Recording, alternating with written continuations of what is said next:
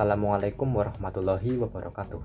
Perkenalkan, nama saya Muhammad Zaki Zulfikar, nomor absen 21 dari kelas 11 MIPA 8. Di sini saya akan melakukan sebuah percobaan tentang faktor-faktor yang mempengaruhi laju reaksi.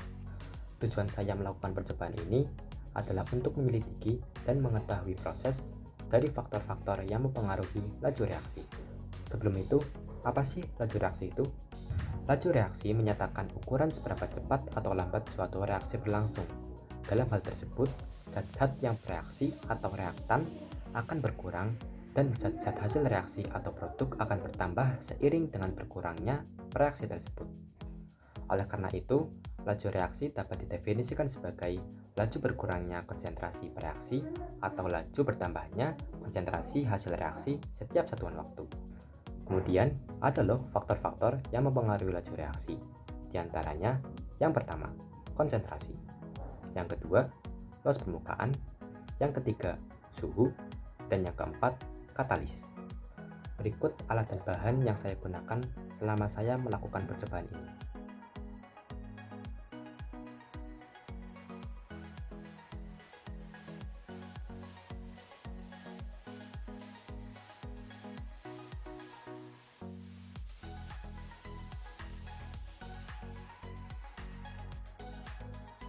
Pertama-tama, siapkan 2 botol plastik,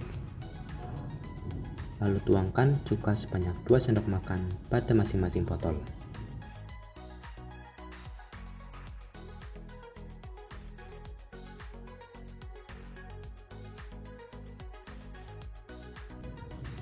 Lalu, masukkan baking soda sebanyak setengah sendok makan pada balon oranye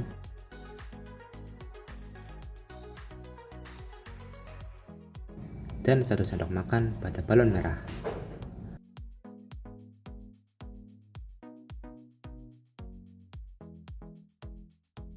Kemudian, pasang balon-balon tersebut ke 2 botol plastik.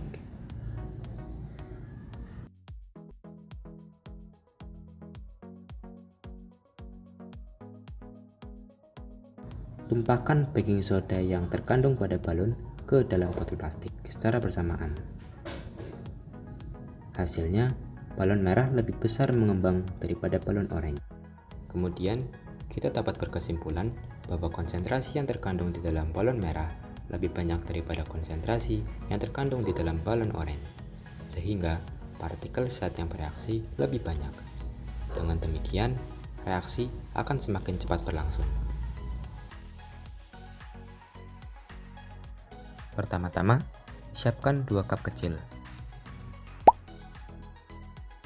Kemudian, tuangkan air hingga volume masing-masing cup sama.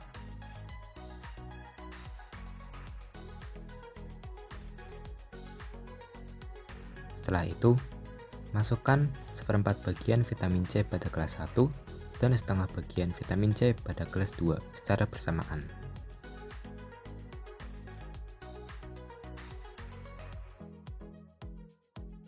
Kita bisa lihat laju reaksi pada cup yang pertama lebih cepat bereaksi daripada laju reaksi pada cup yang kedua.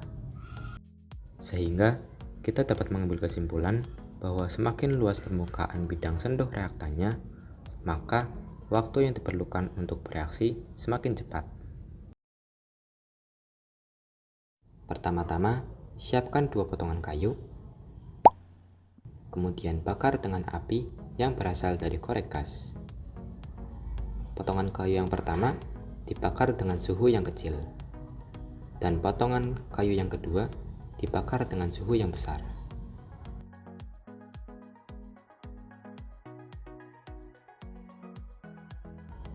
Akibatnya, potongan kayu yang kedua terbakar lebih cepat daripada potongan kayu yang pertama. Sehingga dapat disimpulkan bahwa semakin tinggi suhu, maka reaksi akan semakin cepat berlangsung. Pertama-tama, siapkan 2 cup kecil. Lalu, tuangkan pemutih ke masing-masing cup dengan volume yang sama.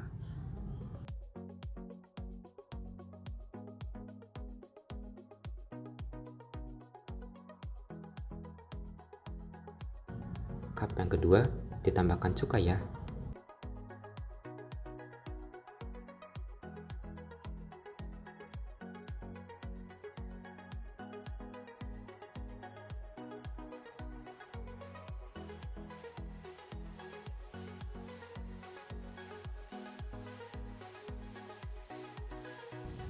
Setelah itu, masukkan klip secara bersamaan.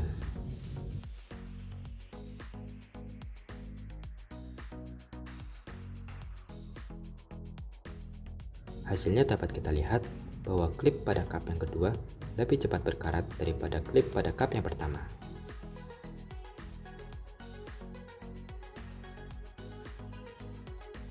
Kemudian dapat disimpulkan bahwa cairan pemutih mengoksidasi, sedangkan cuka yang bersifat asam bertindak sebagai zat yang dapat mempercepat laju reaksi tanpa mengalami perubahan kimia secara kekal atau permanen, atau bisa disebut dengan katalis. Sekian dari saya, mohon maaf apabila terdapat kekeliruan dalam penyampaian kata ataupun yang tidak disengaja. Terima kasih. Wassalamualaikum warahmatullahi wabarakatuh. Mantap jiwa.